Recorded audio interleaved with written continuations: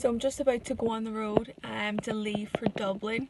I'm starting my first day of the free private lessons. What actually happened was we're meant to do loads of recordings in Dublin and that didn't happen, so I thought, okay, this is a perfect time to give back to all of my followers and let them have the opportunity of coming in one-on-one for this free private lesson. So I'm really looking forward to meeting these dancers today and letting them experience speaking to me, whether it's about fitness, dance, mindset, any questions that they might have. So I'm looking forward to that. I have 8 people in back to back today and tomorrow. So I'm just about to leave Belfast now and drive down for day 1. We always need a little mix in the background to help with our car journeys.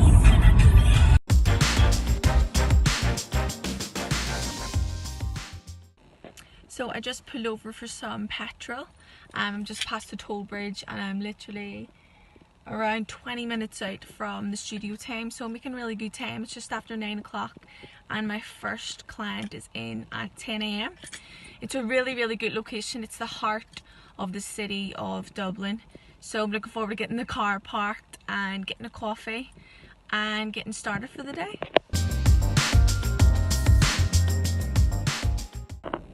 Finally got the car parked, thank God. I was going around in circles. I didn't understand where the entrance actually was. I got here 20 minutes early, so now I'm going to open up the studio and then I will give you a little tour of the beautiful studio.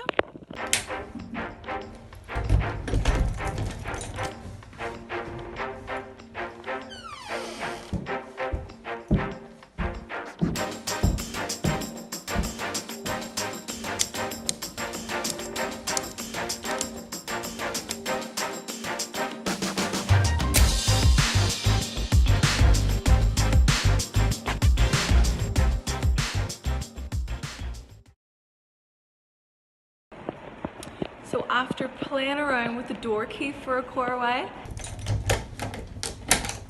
I eventually got into the studio.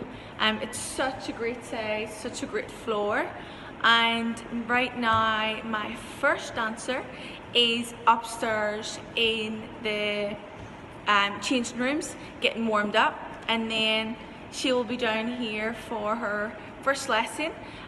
Because it is of course private lessons, I can't record anything that goes on in my lessons, and that will be me then from 10 a.m. right through to 6 p.m. so I will check in when I am closing up and getting back to the car for my little journey back to Belfast. So I will catch up with you guys then. And that, guys, is a wrap. Yo, what's up guys? I'm here in the office reviewing some of the vlog footage, and we actually wanted to have a little bit more scenery footage this week, showing you more like nature. Oh, you can't see that, but anyway, nature, footage from planes, from the sky, and so on. So Lauren took this idea a little bit too far. Let me show you.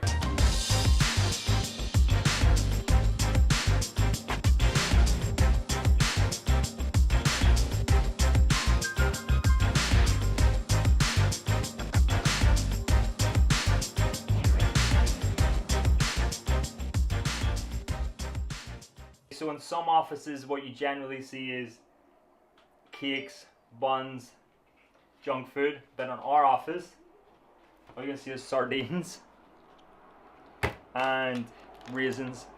Unfortunately, we don't have any like man raisins, so we're on the little kids raisins. But nevertheless, it's still a raisin. They're still super good. So if you have an office, or you've ever been to an office where you've seen sardines and raisins before, just post below and let us know, because we think they were the first office in the world that gives their staff sardines and raisins. It's literally the neatest packed tin of sardines I've ever seen, and obviously this is where the saying comes from when you're trying to cramp as many things in. The problems with eating sardines are obviously going to be the fact that they smell, there's always bones in them, and they're super messy. But I don't know if these little ones have bones, because I can't read Spanish, I think. So let's try.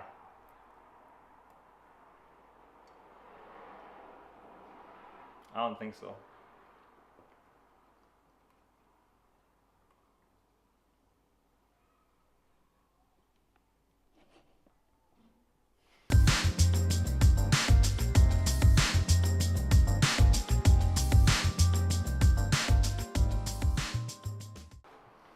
Okay, so I didn't think there was bones, but there's obviously bones. So the problem now is that normally you get big sardines in a tin, but now they're the smallest sardines you've ever seen, and you have to sit and debone them. And I have a wee baby packet of raisins, so I'm absolutely starving. And I can see why offices normally have cake and biscuits. So I'm going to spend the next hour deboning these, and we'll come back. Okay, so it just worked out that it's going to take me about half an hour to sit and debone these for like 20 grams of protein. So I don't think half an hour of my time to get 20 grams of protein is worth it. So I'm just going to suck on these raisins and eat protein later.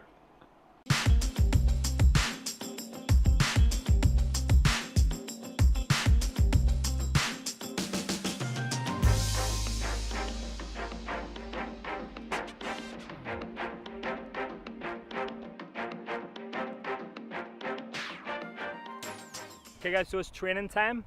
You've seen in last week's vlog where we went and done some training in the gym.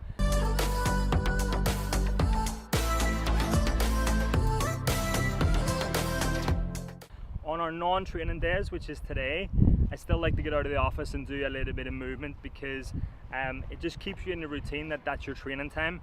So that, let's say for example, I don't train today, when it comes to tomorrow, my body will think that it's going to sit in the same spot. So I like to use the training time for something so that my body's used to doing something every day at that time. So what we're doing, or whoever's with me, will generally just come out, we'll take a walk for half an hour, we'll talk about anything but work or current work. So we can talk about normal life, talk about holidays, talk about the future of work, where you see things going, what you want to do next, goals, aspirations, get a little bit of motivation.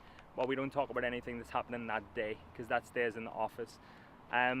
As you're watching me now, I'm trying to get Nick to walk backwards and film me, and it's not going too well because there's a big tree right behind him and he's going to hit it. That's something you gotta start learning, Nick, is to try and improve your backward walking while you're filming. We're gonna go this way. So yeah, so what have we been up to? Okay, a couple of big things this week. We have today just released a warm-up guide. So for any of you that need help with your warm-up pre-competition, which is about 90% of you guys, even though you don't know it, if you're static stretching before you're warming up, you need to get onto this guide. It's completely free. There's a video tutorial attached to it, as long with an e-guide. There's a training program into it. You need to watch it. You need to incorporate this routine into your pre-competition movements, because a lot of what I see with you guys warming up, is too much static stretching, all right? Flexibility is important before you warm up, but the idea before a competition is not to improve your flexibility. The idea is just to loosen off the joints, all right? If you're struggling with flexibility, you should solve that problem months out before the competition. You should already have the range of motion that you require going into that competition, and on that day, it just becomes about loosening up the body and then warming it up. All right, it's not about taking muscles beyond their current range of motion. That's to do before, in the weeks and months before. On that day, you need to, sure, do a little bit of static stretching and release, but you need to mobilize and you need to activate. And the reason why I say that is because we need to activate the nervous system.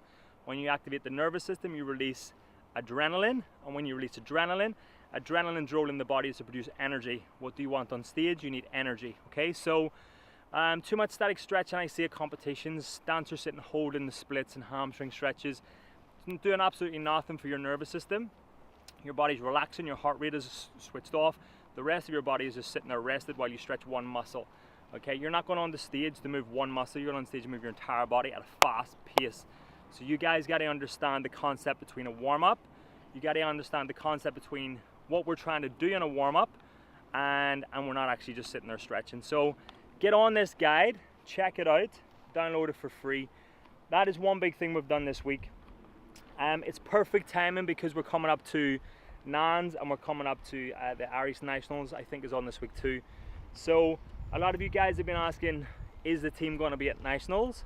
The answer to that is no. Well, Lauren is going to be at Nationals, but at Worlds we obviously had our stall, we had our physio, we had a lot of things going on. What we decided, or what we couldn't do, is send the team to Nationals this year. And the reason for that, guys, is we had to make a decision. And that decision was, we are in the middle of filming some big things for Reach New Heights. We're filming a few new courses, which we're going to be releasing in September.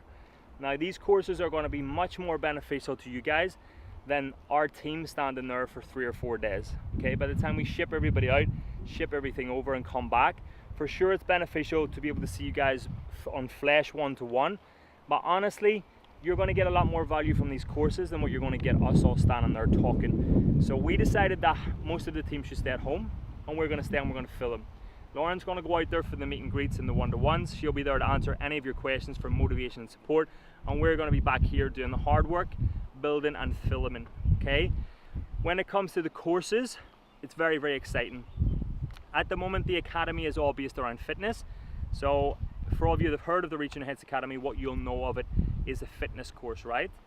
Now that's not going to be no longer the case. There's going to be many other courses. So on top of the fitness course, we're also going to release a nutrition course. We're also going to release a dance course, which is done by Lauren. We're also going to release a physiotherapy for injuries and improving dance techniques such as turnout and so on. And so we're going to continue building those courses.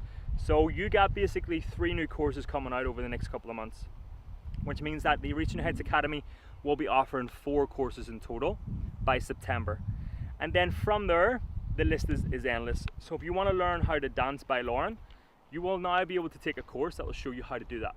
If you want to learn nutrition for performance, for fat loss, for improving your dancing, any of those things, you will now be able to do that. And then on down the line, guys, we got so many aspirations. We can do some courses around judging. We can bring a judge on. What are the judges looking for? Would you like to know as a dancer what the judges are looking for on stage and be taken through that step by step?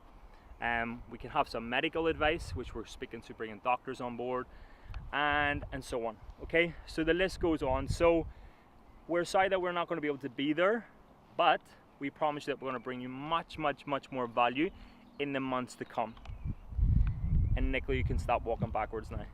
Guys, also you just gotta let us know what you think of Nick's filming skills, because that is always the timing of the competition.